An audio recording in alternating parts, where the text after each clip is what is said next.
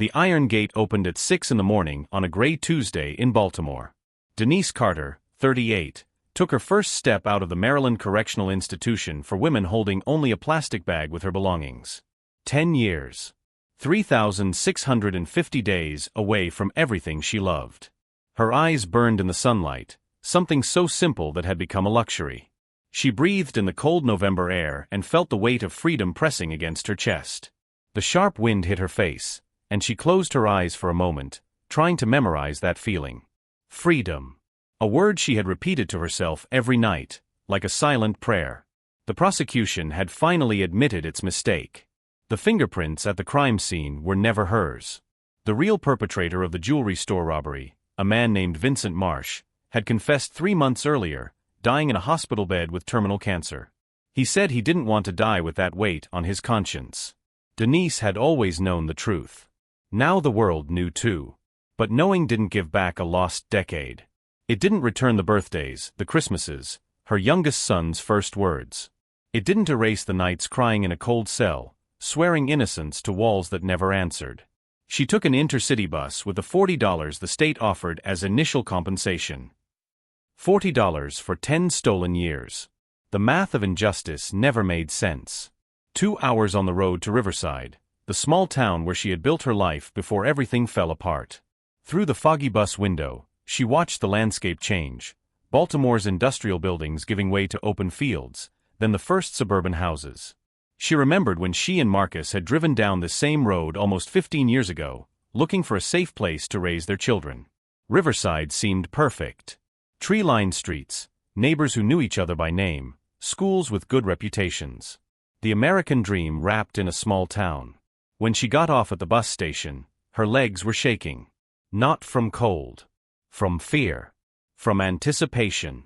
From something she couldn't name. She walked through streets she once knew by heart. Mr. Morrison's bakery had closed. The window now displayed a faded for rent sign. The playground where she used to take the kids on summer Sundays was abandoned, the rusty swings creaking in the wind like ghosts of old laughter. Each step brought a memory. There, at the corner of Maple and 3rd, Maya had learned to ride a bike. Further ahead, in front of the public library, Jalen had tripped and scraped his knee, crying until she kissed the wound. And right there, on the wooden bench under the century-old oak, she had breastfed Elijah outdoors for the first time, feeling like the luckiest woman in the world. Everything seemed smaller now. Grayer. As if the town had aged along with her. When she turned onto Oak Street, her heart raced. The blue 2-story house, the one she and Marcus had bought with so much sacrifice, saving every penny for 5 years, was unrecognizable. The upstairs windows were boarded up with plywood. The blue paint she had chosen herself was peeling, revealing layers of gray and mold underneath. The garden she had tended so lovingly, where she planted tomatoes in summer and tulips in spring, was now a tangle of dry weeds and accumulated trash. A bank property sign hung crooked on the broken fence. Denise felt her legs give way. She leaned against the nearest lamppost, the air escaping from her lungs. No.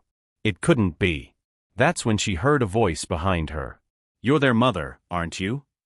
An elderly woman watched her from the opposite sidewalk, leaning on a dark wooden cane. Denise vaguely recognized her, Miss Beatrice, the neighbor who always complained about the noise of children playing in the yard. Her hair was completely white now, her face marked by deep wrinkles. "Where are my children?" Denise's voice came out strangled, almost unrecognizable. The old woman lowered her eyes, avoiding her gaze. Their father. Marcus. He couldn't handle the pressure. Lost his job about 2 years after you were arrested. Then lost the house. Started drinking heavily. "Where are my children?" Denise repeated, each word loaded with desperation. She took a step toward the old woman, then another. Miss Beatrice stepped back slightly, her cane trembling in her hand. Social services took all 3 of them 4 years ago. They said Marcus wasn't fit to care for them. He disappeared soon after. Nobody knows where he is. Some say he went out west. Others say, well. She didn't finish the sentence. She didn't need to. The world spun around Denise. The gray sky blended with the cracked asphalt. The houses became indistinct blurs. She fell to her knees right there, in the middle of the sidewalk, a silent scream trapped in her throat. Her nails scratched the cold concrete. She had left prison imagining embracing Maya, now 17, probably a beautiful young woman, maybe already thinking about college. Imagining seeing how Jalen had grown at 14, if he still liked drawing superheroes like he did when he was little. Imagining whether little Elijah, who was only 2 when she was arrested and was now 12, would still remember her face, her voice singing lullabies. Instead, she found a dead house and children scattered through the system like leaves in the wind. Miss Beatrice approached slowly and placed a hesitant hand on Denise's shoulder. "I'm sorry, dear. I'm so sorry." Denise didn't respond. She couldn't. She just stayed there on her knees, while the November wind whistled between the abandoned houses. What Denise didn't know, what no one in town suspected, was that her wrongful imprisonment hadn't been a random mistake in the system. The person responsible for destroying her life still lived less than 2 miles away, in a comfortable house with a well-kept garden, sleeping peacefully every night. And in the weeks that followed, Denise would discover that her conviction had been just the first piece of a much larger scheme.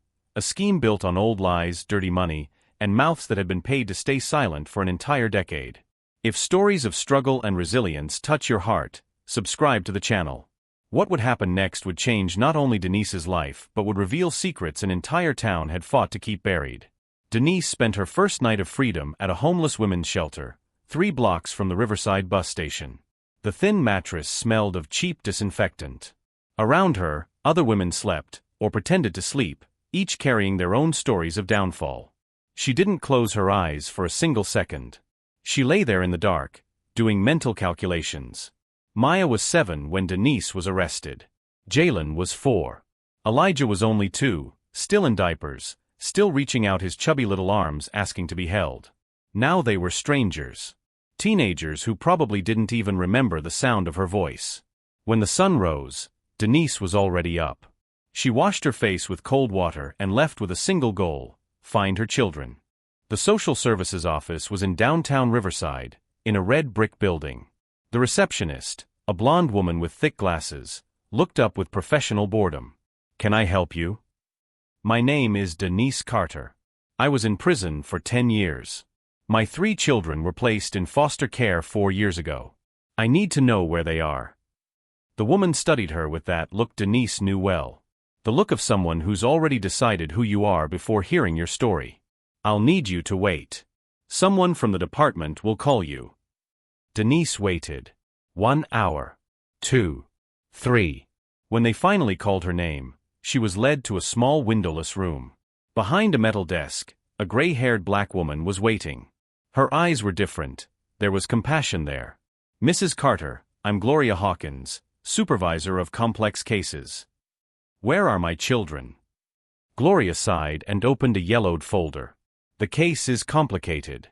When they were removed from their father's custody, they initially stayed together. But the system is overloaded." Denise's heart sank. They were separated.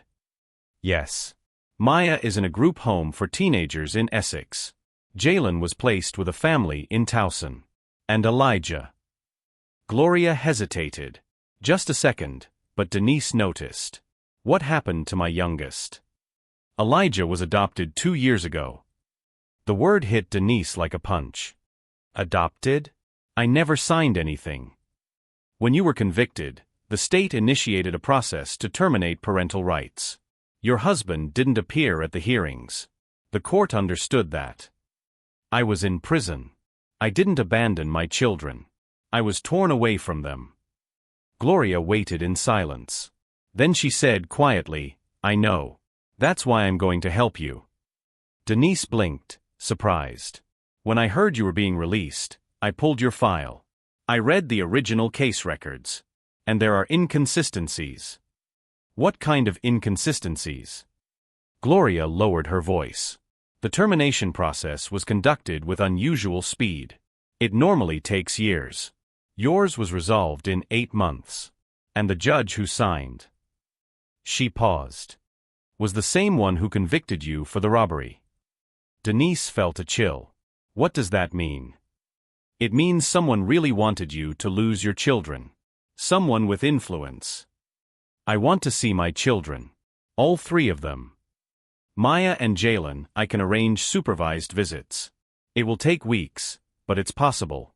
But Elijah, the adoption was finalized. You would need to file a lawsuit. I'll do whatever it takes. Gloria nodded and slid a card across the table. Rachel Thornton, civil rights attorney. She's good.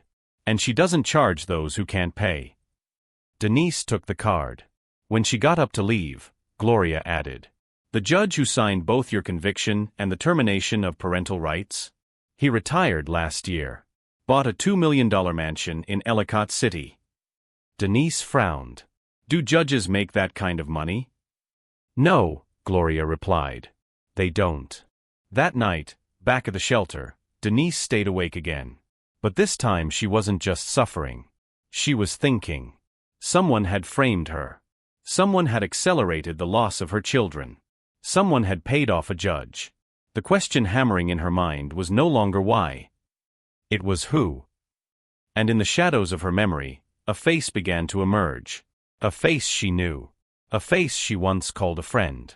What Denise still didn't understand was that her search for her children was about to unearth secrets that many powerful people had paid fortunes to keep buried, and that when the truth came out, it would destroy reputations built over decades. 3 weeks later, Denise finally saw Maya. The supervised visit took place in a beige room at the social services office. When the door opened and her daughter walked in, Denise had to grip the chair to keep from running to her. Maya was tall. Beautiful.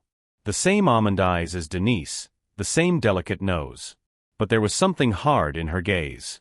An invisible wall built brick by brick during a decade of abandonment. "Hi, Mom." The voice was cold. Distant. "Maya, my daughter." Denise extended her hands across the table. Maya didn't touch them. She sat in the opposite chair, arms crossed. "Why did you come?" "Because I love you. Because I never stopped thinking about you for a single day. You abandoned us. I was wrongfully imprisoned, Maya. You know that. Now everyone knows. I know you left and never came back. I know Dad fell apart trying to take care of us alone. I know Elijah doesn't even remember he has another family." Maya's voice trembled for the first time. "You know what the last thing Jalen said to me was before we were separated? That it was your fault. That if you hadn't done what you did, we'd still be a family." The words cut Denise like razors. "I didn't do anything, Maya. I was falsely accused." "By whom? And why?"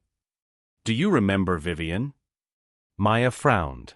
"Vivian Brooks? The neighbor from the yellow house. My best friend at the time. I remember she disappeared right after you were arrested." "She didn't disappear. She ran away." Denise paused.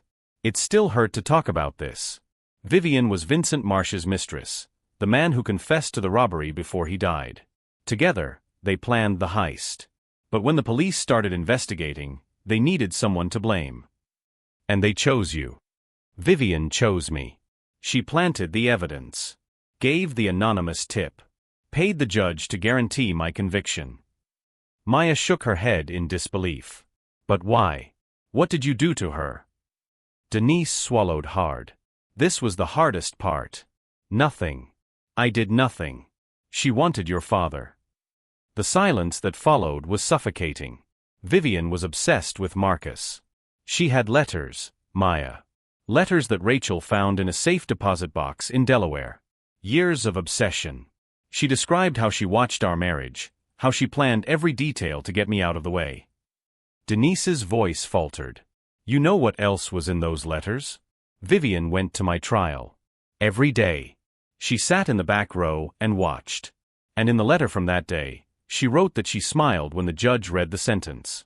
She wrote that it was the happiest day of her life." Maya closed her eyes. When she opened them, there were tears. She destroyed our family out of jealousy? She destroyed it because she wanted what was mine. And she didn't care who she hurt along the way, not even you. For the first time, Denise saw the wall in Maya's eyes begin to crack. "And now?" Maya asked quietly. "What's going to happen?" "Now the truth will come out." 2 weeks later, Rachel Thornton called a press conference. Reporters from Baltimore, Washington, and New York filled the room. Denise watched from an adjacent room as Rachel presented everything. Bank documents showing the transfers to Judge Caldwell. Phone recordings between Vivian and Vincent. Wiretaps that mysteriously never made it to the original trial. Letters detailing every step of the plan. The scandal was enormous. Judge Richard Caldwell was arrested at his mansion that same afternoon. Vivian Brooks was located in Delaware and would face charges of conspiracy, obstruction of justice, and perjury. But for Denise, the greatest victory came in a phone call 3 days later. "Mrs. Carter?" It was Gloria Hawkins. "I have news about Elijah." Denise's heart stopped. The adoptive parents saw the news. They reached out. "They want to talk to you." "Talk about what?" "About the boy's future. About the possibility of him meeting his biological mother." Denise hung up and cried. She cried like she hadn't since the day she was torn from her children. But this time, they were different tears. They were the tears of someone who was finally seeing a light after 10 years of darkness. What Denise still didn't know was that meeting Elijah would reveal one last truth, a truth no investigation could have uncovered, kept in the heart of a child who never forgot the lullaby his first mother sang every night. The meeting with Elijah happened on a Saturday in December, at a coffee shop in Columbia. Denise arrived half an hour early. She sat at a corner table, her hands trembling around a cup of tea she couldn't drink. Through the window, she watched every car that parked, her heart racing with every door that opened. Then she saw them. A middle-aged white couple got out of a blue minivan. And beside them, a tall brown-skinned boy with Marcus's same eyes and the same shy smile Denise had seen in old photographs. Elijah. Her baby. Her youngest. The child she used to rock while singing lullabies as the moon rose over Riverside. Now he was 12 years old. He wore a Baltimore Ravens jacket and held the hand of the woman who had raised him for the past 2 years. Denise stood up when they entered. She didn't know what to do with her hands, with her eyes, with her heart that was beating so hard. "Mrs. Carter?" The man extended his hand. "I'm Thomas. This is my wife, Linda. And this is..." "Elijah," Denise finished, her voice failing. The boy looked at her with curiosity. There was no recognition there. Just the polite reserve of a child facing a stranger. "Hi," he said softly. "Hi, sweetheart." Thomas and Linda explained that they had seen the news. They were horrified to discover that Elijah had been taken from an innocent mother. "We didn't come to return Elijah," Linda said gently. "He's our son now. But we believe he deserves to know his story. To know you." Denise nodded, swallowing her tears. Part of her wanted to scream that Elijah was her son. But another part, the one that had matured through 10 years of solitude, understood that love wasn't possession. "Can I tell him something?" Denise turned to Elijah. "When you were a baby, I used to sing you a song to help you sleep. Every night. You'd get fussy and I'd hold you and sing until you closed your eyes." Elijah watched her in silence. The song went like this. Denise took a deep breath and hummed softly. "Hush, little baby, don't say a word." And then it happened. Elijah's eyes widened.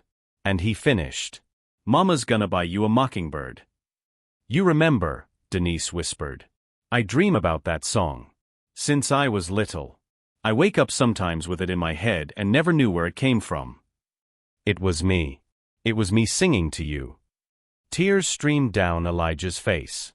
Down Denise's face. Even Linda was wiping her eyes. "You're my real mother." It wasn't a question. "I am. And I never stopped loving you." Elijah stood up, walked around the table, and hugged Denise. A tight, desperate hug, from a child who had finally found a missing piece of himself. The months that followed brought unimaginable changes. Maya left the group home and moved in with Denise in a small apartment in Essex. It wasn't easy. There were days of silence, days of arguments. But there were also nights watching movies together, mornings talking about the future. Jalen took longer. The foster family had been good to him. Denise didn't pressure him. She visited every 2 weeks, listened about school, about his drawings. Slowly, the ice melted. And Elijah stayed with Thomas and Linda, but spent 2 weekends a month with Denise. Sometimes Maya and Jalen were there too. A strange patched together, imperfect family, but a family. Vivian Brooks was sentenced to 15 years.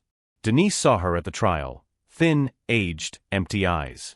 There was no satisfaction. Just the certainty that late justice was still justice. One spring evening, Maya appeared on the porch with 2 cups of tea. "Mom, I'm sorry. For doubting you. For believing you abandoned us. You were a child. You couldn't have known. But now I know. And I'm proud of you." Denise squeezed her daughter's hand and looked up at the sky. The lesson wasn't about revenge. It was about resilience. About putting one foot in front of the other when everything tells you to give up. Because the truth always finds a way. And true love survives even the longest separations. If this story stayed with you after the ending, subscribe to the channel.